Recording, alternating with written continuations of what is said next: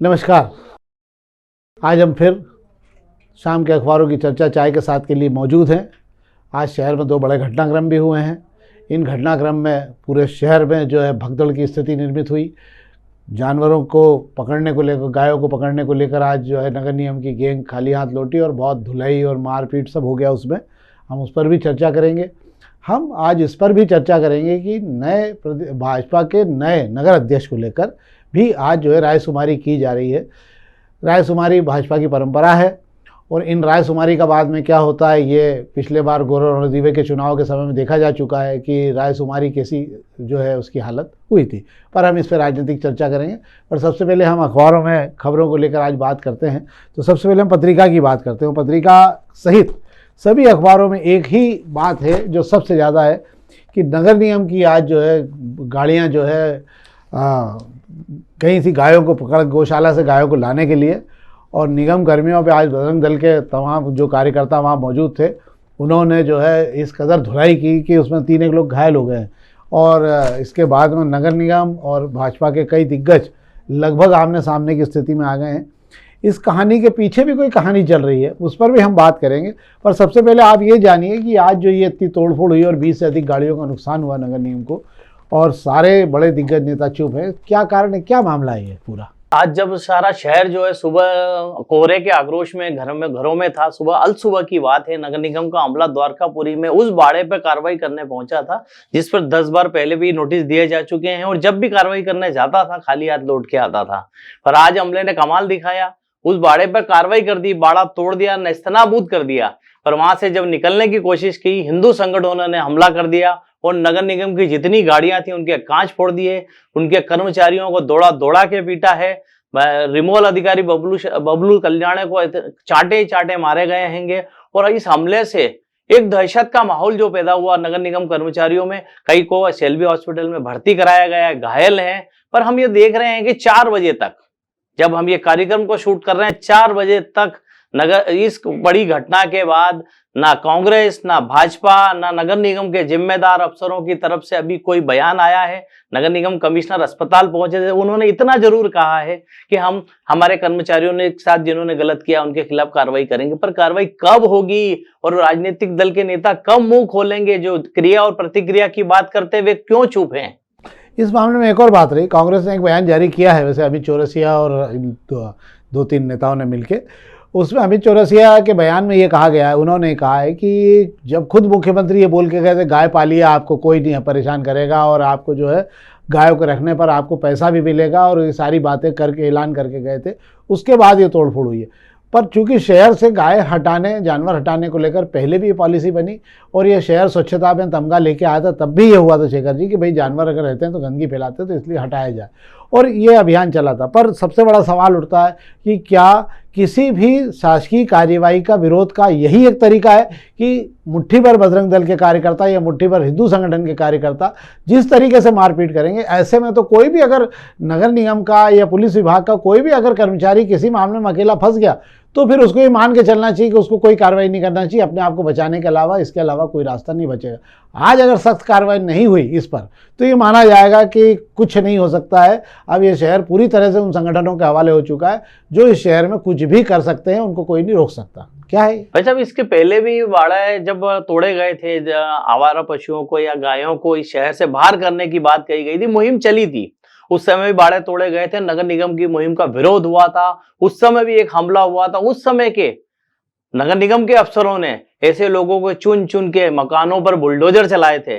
पर चूंकि अब बुलडोजर पर सुप्रीम रोक लग चुकी है, ऐसे में अफसरों को एक नया कठोर निर्णय लेना होगा, एक कठोर फैसला लेना पड़ा होगा ताकि नगर निगम के जो आज कर्मचारी और अफसर डर गए हैं उनका हौसला बढ़ सके। हाँ, वैसे तो इसके पीछे की भी एक कहानी आ रही है शेखर जी। कहानी ये आ रही है कि 2 दिन पहले यही बबलू कल्याणे ने जो है क्षेत्र क्रमांक 5 में एक बड़े नेता के बड़े बड़े होर्डिंग जो लगे हुए थे बड़े आयोजन के, वो सब हटाए उसने।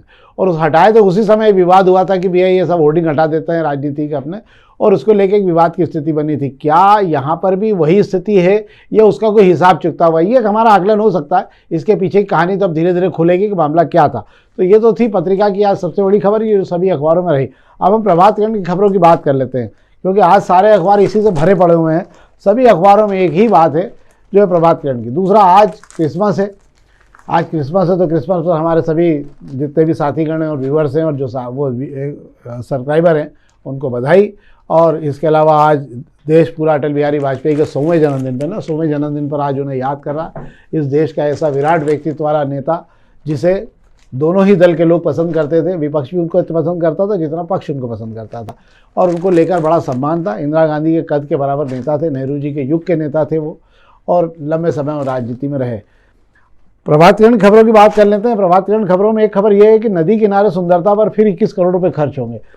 ये अभी तक मेरे को लगता है 200 करोड़ खर्च हो गई नदी किनारे सुंदरता में। ना नाव चली, ना कुछ चला। इस समय मैच क्रिकेट खेलने का समय आ गया इसमें कि नहीं आया है? क्या है यार ये जिस नदी की सुंदरता की कान और सरस्वती की बात चल रही है, जिसकी सुंदरता के सपने इस शहर के लोग बरसों से देख रहे हैं, करोड़ों रुपए खर्च कर दिए गए हैं। अभी तो ये नाले को जो नाले में तब्दील हो चुकी है उसको नदी नहीं बना पा रहे हैं। ठीक है, उसकी सुंदरता पर पैसा खर्च कर रहे हैं, अच्छी बात है। नगर निगम के सामने से लेकर शांति पथ वाले रास्ते तक उस नदी का वो जो हिस्सा सबसे गंदा है उसको ठीक करने की कोशिश कर रहे हैं। अच्छा है, करना चाहिए। ठेकेदार पर चूंकि हाथ इसलिए नहीं डाल रहा है कि उसको लगता है कि पैसा मिलेगा कि नहीं मिलेगा। 5वीं बार टेंडर निकाला है। हाँ, आज टेंडर निकला था, मैंने भी सवेरे इसको देखा था, मुझे भी लगा कि 21 करोड़ रुपए खर्च हो। सवाल, एक लाइन आपने बहुत अच्छी कही कि पहले आप नाले को नदी बनाइए।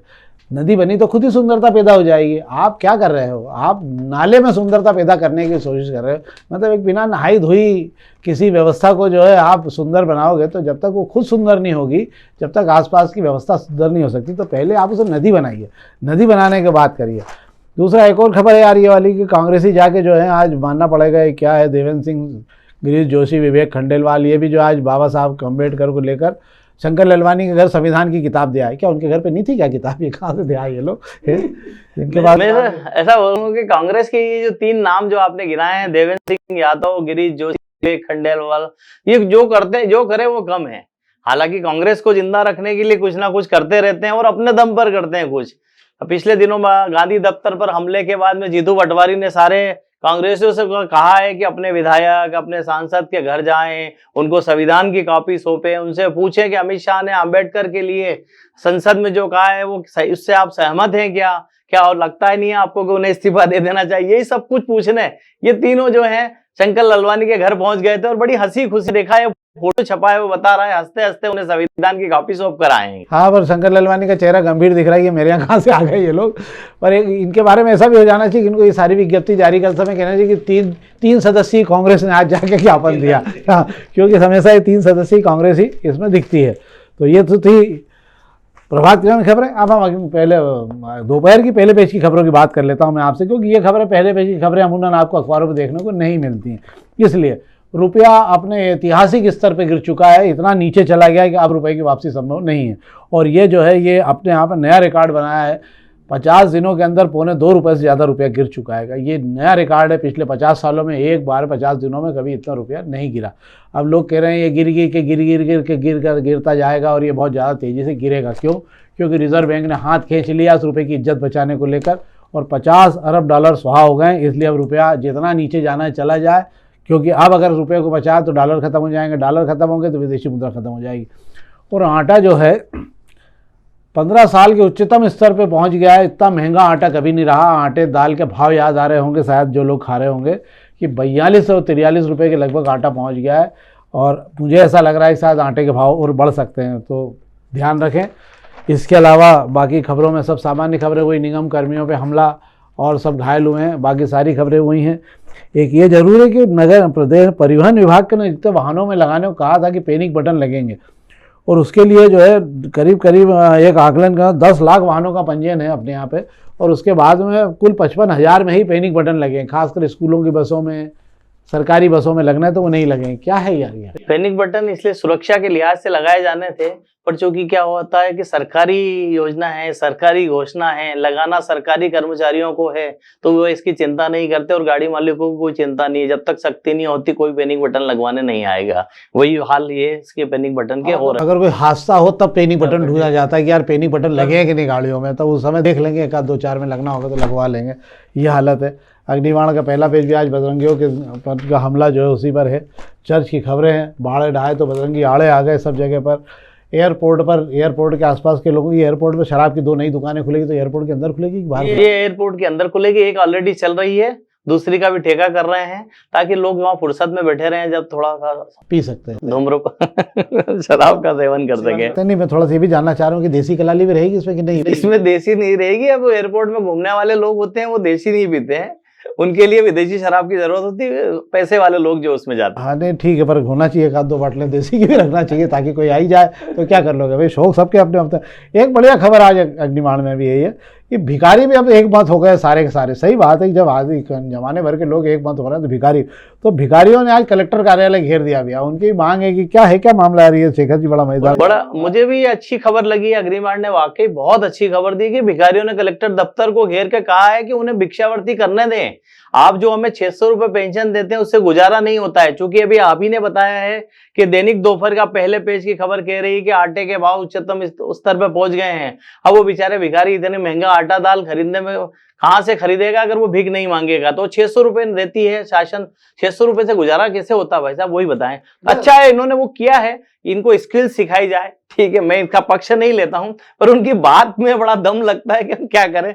पर प्रशासन व्यवस्था कर रहा है, इन लोगों को स्किल डेवलपमेंट करा रहा है, इनको काम पर लगा रहा है, पर फिर भी एका दिखाया बड़ी अच्छी। छोटा सवाल ये था शेखर जी इसमें, एक तो ये 85 करोड़ जो अनाज बढ़ रहा है मुफ्त में, ये भिखारी उसमें शामिल नहीं रहते क्या ये? एक, और दूसरा सवाल ये भी यार कि ये भिखारियों को मतलब भीख में ज़्यादा प्रॉफिट है कि स्किल सीख के काम करने में ज़्यादा है? क्योंकि तो बिना मेहनत का मिल रहा है, उसे मेहनत करना पड़ रही है। भिखारियों को भीख मांगने में कितना प्रॉफिट है ये हम दे चुके हैं। इंदौर में पिछले दिनों की बात करें, एक भिखारी ऐसा पकड़ में आया था जिसकी 75,000 रुपए एक हफ्ते की कमाई थी, वो एक महीने में 3 लाख रुपए की भीख मांगता था। अब ऐसे में वो क्यों, कोई स्किल मुझे ये बताएं कोई कि शहर में कोई स्किल डेवलपमेंट सीख के 3 लाख रुपए कमा सकता है? पर फिर भी मैं ये नहीं करूंगा, मैं इसका पक्ष नहीं ले रहा हूं कि आप भीख मांगे, स्किल डेवलपमेंट का काम करें, क्योंकि भीख मांगने से ही सब कुछ नहीं होता हैगा। इसमें स्टिकर दे देना चाहिए, जैसे IITN होते हैं ना इंजीनियर, फिर GSITS से निकले, फिर पॉलिटेक्निक कॉलेज से निकले, ऐसे इसमें भी होना चाहिए कि भिखारी 3 लाख वाला, तो उसको स्टिकर अलग से लगे, ये बड़ा भिखारी है, ये छोटा भिखारी है। पर सभी तो भीख मांग रहे हैं, सरकार से लेकर टॉप टू बॉटम, यार कौन भीख नहीं मांग रहा है। अब ये तो थी हमारी खबरें। आज हम राजनीतिक चर्चा में जरूर बात करेंगे। शहर नगर अध्यक्ष को लेकर आज रायशुमारी हो रही है भाजपा की, और उसके अंदर बड़े नामचीन जो शहर भर के बहुत सारे पुराने नेताओं के नाम भी जोड़ लिए हैं, जो घर बैठ गए तो उनको भी नाम जोड़ लिया। नाम जोड़ने से फ़ायदा ये होता है कि सबको तसल्ली हो जाती है कि हमारे नाम जोड़े गए हैं। बाकी फैसला तो कुछ होना नहीं है इंदौर को लेकर। जो मेरा आकलन है और जो मेरी जानकारी है, इंदौर, भोपाल, जबलपुर, ग्वालियर, ये 4 शहर ऐसे हैं जिनका फैसला नगर जो भी नया अध्यक्ष बनता है वही करेगा। पिछले बार भी यही हुआ था और इस बार भी यही होगा। फिर भी रायशुमारी होती रहती है और होना चाहिए। क्या है शेखर? बिल्कुल सही कह रहे हैं आप, और आपका कहना बिल्कुल सही है। मध्य प्रदेश के 4 शहर हैं जो बड़े महानगर हैं, उसका फैसला तो होल्ड होता हैगा, उसका निर्णय तो वीटो पावर से ही होता हैगा। पिछली बार हम देख चुके हैं, जिनके नाम चले, रायशुमारी हुई, सब कुछ हुआ, और उसके बाद में अध्यक्ष गौरव रणदीवे बने, वीटो सुहास भगत। उसके पहले की हम बात करें, गोपी नेमा जी का डायरेक्ट नाम आया। उसके पहले की हम बात करें, कैलाश शर्मा जी, डायरेक्ट नाम आया। तो मुझे नहीं लगता है कि रायशुमारी से किसी का नाम तय होता है या नहीं तय होता है। ठीक है, बीजेपी कार्यालय पे अभी अच्छा मजमा लगा हुआ है, सारे दावेदार भी खड़े हुए हैं और वोट जो डालने आ रहा। अच्छा, सबसे अच्छी चीज ये लगी इस बार कि मंडल अध्यक्ष को वोट डालने का पावर दिया है। यार तुम भी 3 नाम लिख के दे दो, चलो मंडल प्रभारियों को भी बोल दिया तुम भी दे दो, बड़े खुश हैं वो। यार हम जो नाम दे रहे हैं उसमें से अध्यक्ष चुना जाएगा, पर जब उतरेगा वो सिम का पिटारा खुलेगा इस शहर का, ये सबको मालूम है कि वो किसकी पसंद से खुलेगा। हाँ, मेरा भी यही मानना है। हालांकि 3 दिन पहले ही खबर दी थी मैंने कि इंदौर नगर का अध्यक्ष जो है बाकी 3 महानगरों के साथ ही बनेगा, क्योंकि ये वो शहर हैं जो प्रदेश की राजनीति तय करते हैं। और कोई भी प्रदेश में बैठा दिग्गज संगठन का नेता जो है वो चाहता है कि यहाँ वो अध्यक्ष हो जो मेरे हिसाब से चले। और पुराने सारे अध्यक्ष जो हैं वो ऊपर जो बैठा था उसी ने स्थापित किए थे। आपको ये भी याद दिला दूं, जब गौरव रणदीवे जी का नाम चला था और उस समय पर सारी ताकत और सारे विधायकों ने एक तरफा नाम उमेश शर्मा का दिया था, और उमेश शर्मा सबसे ऊपर थे। 45 वोट उमेश शर्मा को मिले रायशुमारी में, और ये 18-15 वोट भी नहीं मिले थे।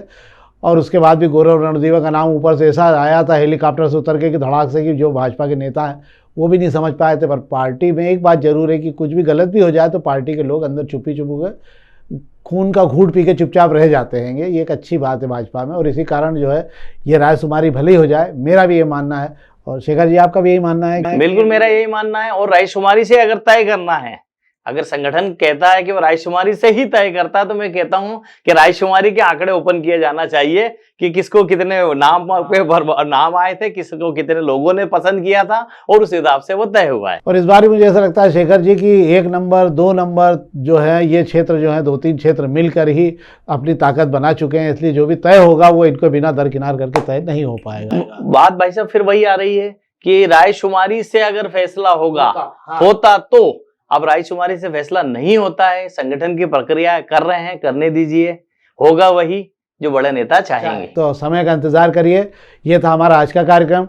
हम आपसे फिर आग्रह करेंगे, कृपया इस कार्यक्रम को अधिक से अधिक लोगों तक पहुंचाएं, अधिक से अधिक लाइक करें, ताकि हम और बेहतर तरीके से बना सकें।